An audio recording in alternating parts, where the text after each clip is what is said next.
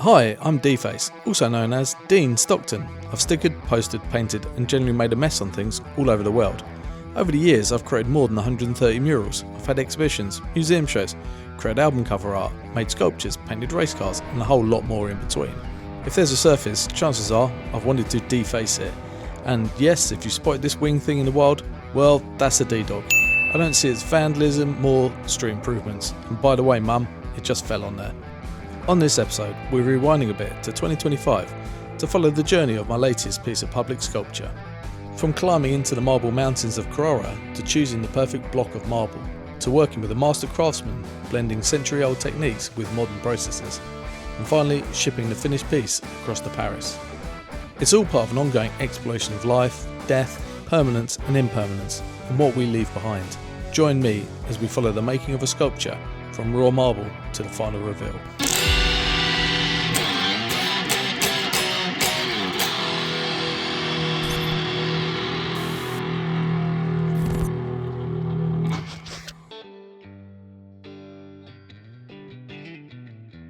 One of the first times the skulls were prevalent, or became prevalent in my work, was going from this to this. I wanted to make a shocking artwork that represented what the nation was thinking, which was the age of the Queen. So I did the version of Dog Save the Queen as a Royal Hideous. And that was the first introduction of the skull in my work. At the same time that was happening, there was a few things in my life where it reminded me of our impermanence and how we are really such a tiny blip in the big timeline. And the interesting thing about a skull is that it is a unifying factor universally. We all rot back into the ground and our skull is pretty much the same shape and the same colour. And there's something really fundamentally interesting in that. And I thought, you know what, that's the idea of life and death is really unifying as a subject matter in my work. And so I started to play with that idea more. And on a basic level, who doesn't love a decent skull? You know, skulls are cool, they always have been historically. And you look at artwork through time and skulls have always featured, and it's something that I've always been drawn to and attracted to. Skulls in graphics, skulls in skateboard art, skulls in paintings, they always have intrigued me and continue to do so. So that started to become something that I was playing more and more with.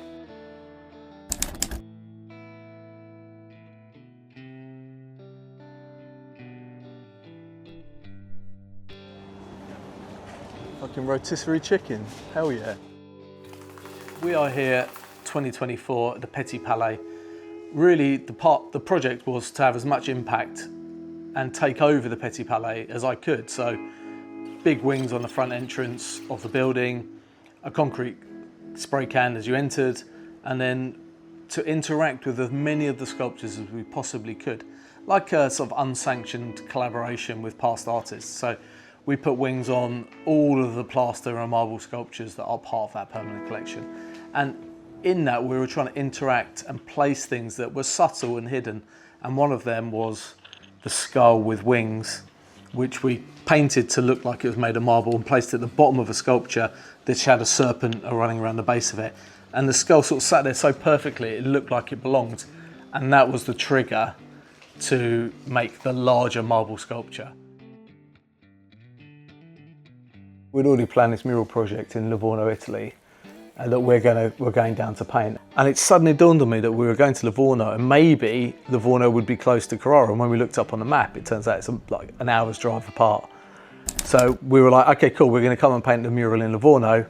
And then at the end of that mural, we're gonna stop through, because basically we're gonna have to fly out of Pisa. We're gonna stop through Carrara, have an evening in Carrara, look at the mines, discuss the project and pick out the marble for a potential collaboration.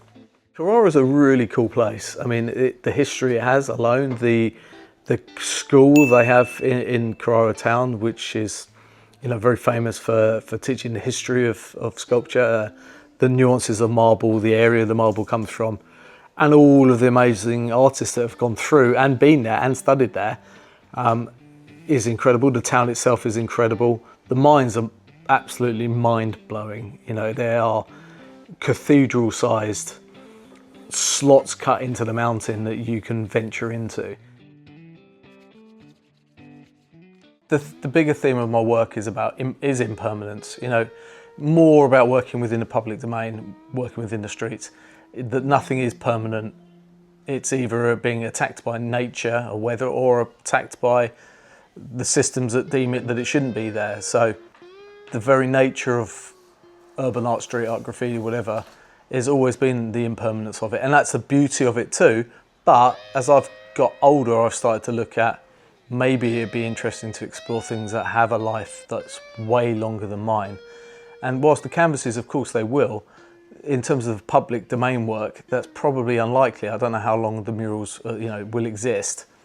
So the idea of making something that comes from such a historic part of the area of Italy that has such long links to working with artists through time and through history, and making something from Carrara marble is super interesting to me. You know, that permanence and historical journey is something that has major appeal. I mean, you know, the skull was produced by multiple methods. Actually, the first initial passing is obviously the first thing is you cut a large block of marble out the mountainside.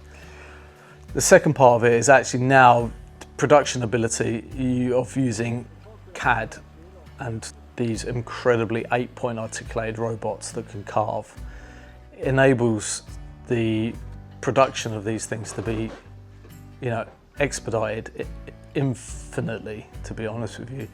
And so a large part of it is cut on this sort of 6-point, 8-point axis robot, and then the rest of it's like hand detailed and finished.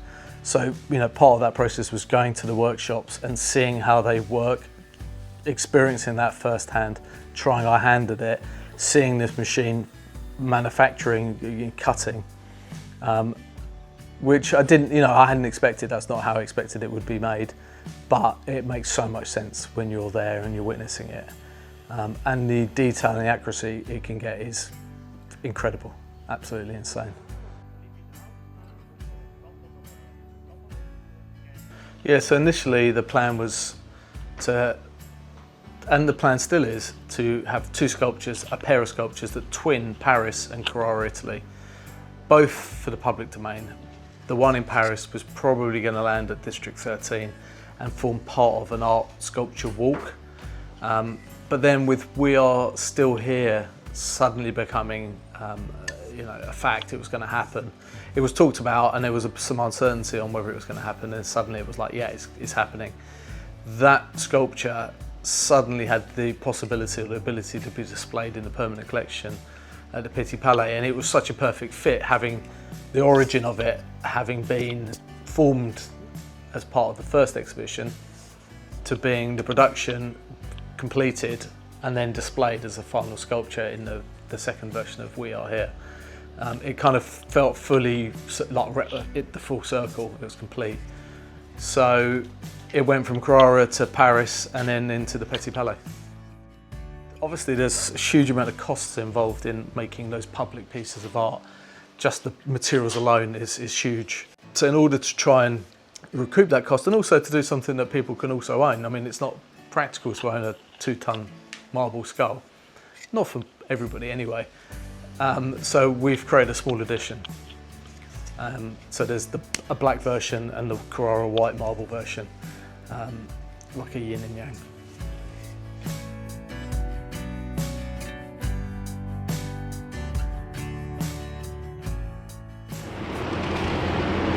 Here we are, mate.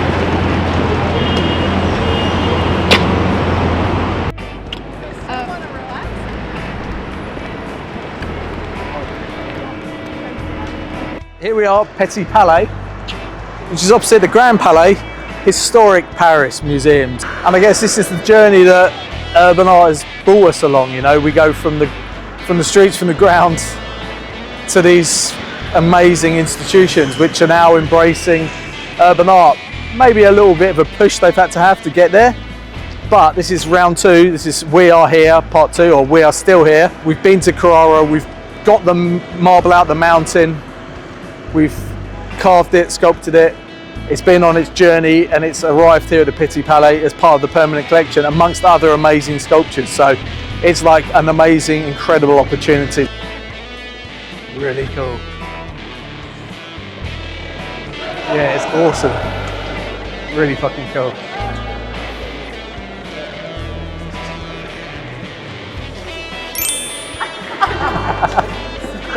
Looks sick. Looks so good. We did it. Ciao Fatma. Good job, man. Yeah, no, you good job.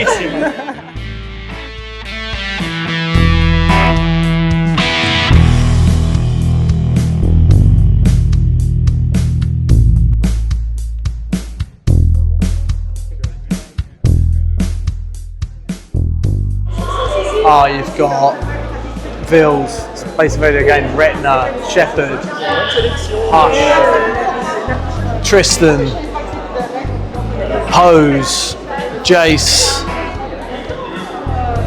add Fuel. I mean, Faffy and his fan. It's, I mean, it's a pretty inclusive list of who's who in the urban art world.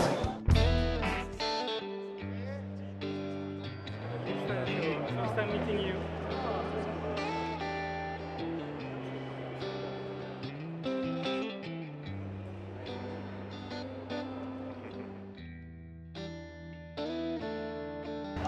I'm not very good at like taking stock of the moment, so I've been trying really hard to like embrace this moment rather than thinking about tomorrow or thinking about the next project.